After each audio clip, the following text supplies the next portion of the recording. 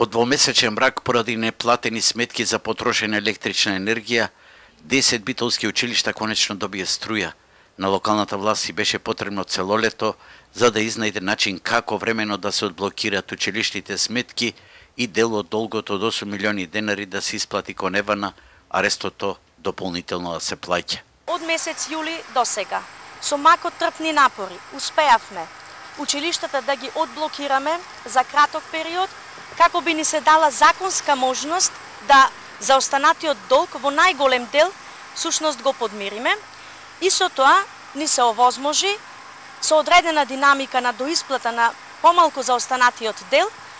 и добриот слух на Евана како општествено одговорна компанија да практично електричната енергија во училиштата биде пуштена. На тој начин не пукна резил и наставата од понеделник ќе започне во сите битолски училишта, а битолската градоначалничка ќе може да се слика на првиот училишен час.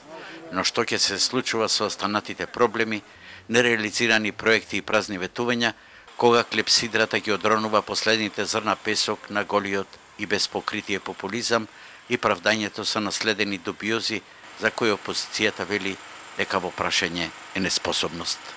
Без ниту еден целосно реализиран проект во текот на една година, локалната власт се пофали дека училиштата во Битола повторно добиле струја по двомесечен мрак. Ако тоа е успехот на стартот од учебната година или уште повеќе како фалба на стартот од референдумската кампања, тогаш што уште да се рече дека тоа е само лет во место.